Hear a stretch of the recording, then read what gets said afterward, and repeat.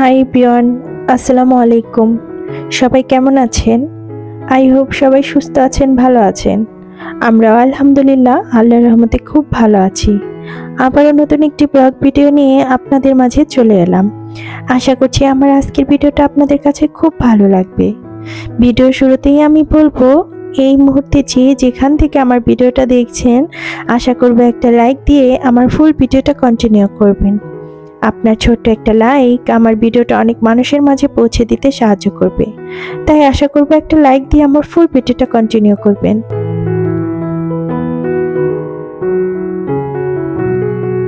প্রতিদিনের মতো আজকের ভিডিওটাও আমি শুরু করেছি সকাল থেকে আর রান্নাঘর থেকে।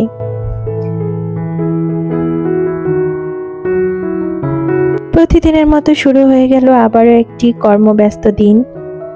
সংসারের কাজকর্ম, বাচ্চাদের স্কুলে নেওয়া আনা, নাস্তা বানানো, দুপুরের খাবার রেডি করা, এগুলো দিয়েই শুরু হয় আমাদের মতো গৃহিণীদের দিন।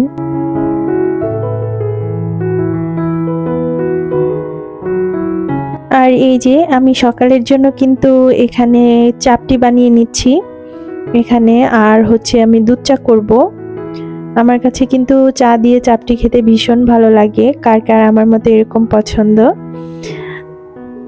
আর আমি ভাতটা করব বলতে ভাত আসলে রয়ে গিয়েছে কালকের, সেটা হচ্ছে আমার বড় ছেলেকে দেব একটা ডিম ভেজে, কারণ ও তো স্কুল থেকে অনেকটা লেটে আসে এই জন্য। আর যেটা বলছিলাম, আমাদের মতো যারা গৃহিণী আছে তাদের সবারই কিন্তু সকালটা শুরুই হয় এরকম সংসারের কাজকর্ম দিয়ে।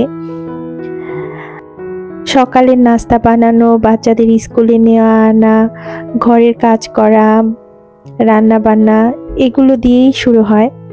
আর এই সংসারের কাজের মধ্যেই কিন্তু আসলে সুখ খুঁজে নিতে হয়, ভালো লাগা খুঁজে নিতে হয়। পরিবারের জন্য কাজ করা, বাচ্চাদের জন্য কাজ করা, এগুলোর মধ্যেই আসলে আমাদের কিন্তু অন্যরকম একটা ভালো লাগা কাজ করে।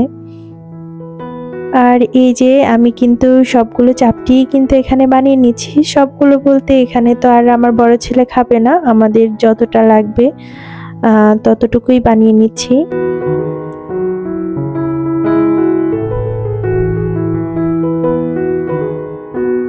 আর এই যে এখানে হচ্ছে ডিম ভেজে দিচ্ছি আমার বড় ছেলেকে। ও ভাতের সাথে ডিম ভাজা খুব পছন্দ করে।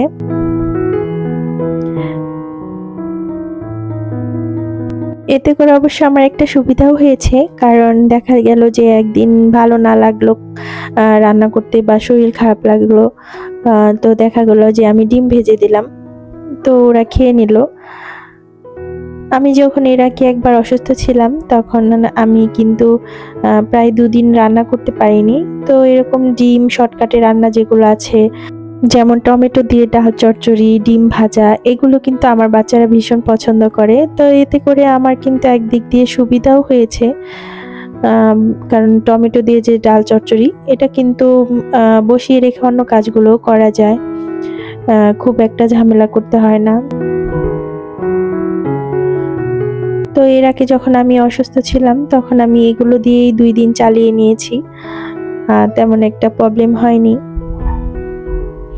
আর আমি তো একা মানুষ, আমার সংসারের কাজ এবং বাইরের কাজ সবকিছু একা হাতেই করতে হয়, আর কোনো হেল্পিং হ্যান্ডও নেই।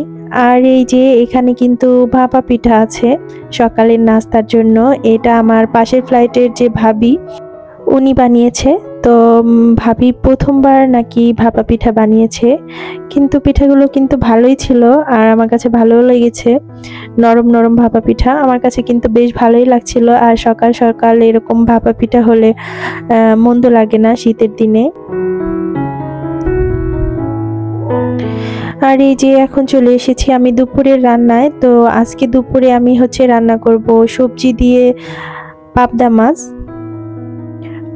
আসলে আমার বাসায় বেশিরভাগ পাবদা মাছ, তারপর রুই মাছ, এগুলোই বেশি খাওয়া হয়, কারণ আমার বাচ্চারা পছন্দ করে আর আমার কাছেও ভালো লাগে। তো ওরা যেটা ভালো লাগে, ওদের যেটা ভালো লাগে সেভাবেই আমি আসলে মাছ বা বাজারটা করে থাকি। তো যেটা বলছিলাম, আমার আসলে একা হাতেই সবকিছু করতে হয়, যেমন বাইরের কাজগুলো, বাজার করা থেকে আরম্ভ করে বাচ্চাদের স্কুলে নেওয়া আনা, সম্পূর্ণ কিছু কিন্তু আমার একাই করতে হয়।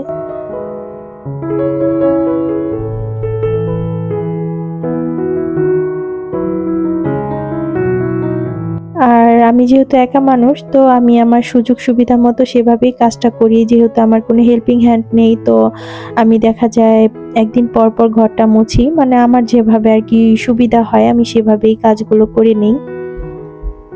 আর এই যে আমি কিন্তু মাছ সবসময় ভেজেই রান্না করার চেষ্টা করি।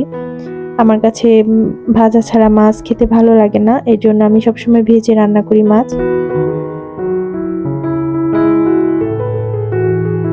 আর এখন বলি কিছু ইউটিউবের আপুদের কথা। অনেক অনেক আপুরা আছে যাদের ভিডিওতে লং, মানে বড় করে মেসেজ না করলে, কমেন্ট না করলে তারা ভাবে যে তাদের ভিডিও দেখা হয়নি, বা তারা মনে করে যে মানে পছন্দ করে না। কিন্তু আসলে কিন্তু আমাদের কিন্তু ভিডিও দেখতে হয় কাজের ফাঁকে ফাঁকে। ভিডিও অন করে রেখে দেখা যায় কাজ করতে হয়, কারণ বসে বসে ভিডিও দেখার তো কারো সময় নেই আমার মনে হয়। কারণ সবাই ব্যস্ত থাকে, তাতে করে ছোট দিন কাজকর্ম করতে হয়, আবার ভিডিও শুট করতে হয় নিজের জন্য। তো আমার মনে হয় যে কারোই সম্ভব না এরকম করে বসে ভিডিও দেখা। তো আমি মনে করি যে ছোট্ট করে ভিডিও রিলেটেড একটা কমেন্ট করলেই ভালো হয়। আর অনেকে আছে যারা লাইক দিয়েছি, লাইক দিলাম, এগুলো না বলাই ভালো, কারণ এগুলো স্প্যাম কমেন্ট হয়ে যায়। আমি মনে করি যারা আমাকে পছন্দ করে বা আমার ভিডিও পছন্দ করে, আমার প্রিয় আপুরা, তারা অবশ্যই আমাকে লাইক দিয়েই ভিডিও দেখবে। তো এটা উল্লেখ করার কিছুই নেই যে লাইক দিয়েছি, এটা উল্লেখ করতে হবে না। আর এই যে এখানে আমি রান্না করে নিচ্ছি।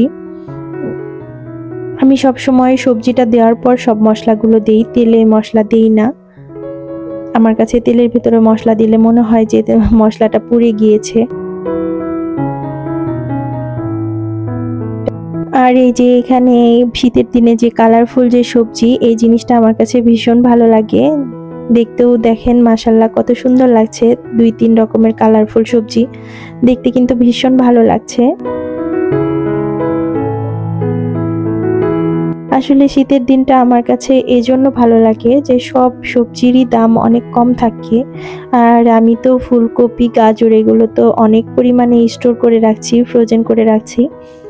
কারণ হচ্ছে দেখা যাবে যে যখন গরমের সিজন আসবে তখন কিন্তু এই গাজরের প্রচুর পরিমাণে দাম হয়ে যাবে। তো ফ্রোজেন করে রাখলে ওখান থেকে কিছু কিছু পরিমাণ নিয়ে দেখা যাবে নুডলস রান্না করা যায় বা ভাজি করা যায়। আমার কাছে তো রুটি দিয়ে ভাজি খেতে ভীষণ ভালো লাগে।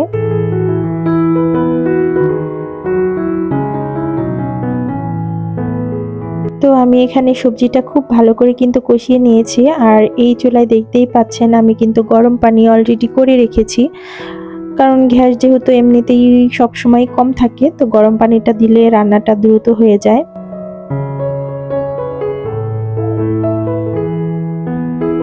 আর এই যে আমার সবজি কষানো শেষ, এখন আমি পানি দিয়ে দিচ্ছি। আর আজকে হচ্ছে সন্ধ্যার আর কোনো ভিডিও শুট করা হয়নি, আসলে সময় করে ওঠা হয় না, এর জন্য আর কোনো ভিডিও শুট করতে পারিনি, এই পর্যন্তই রেখেছি।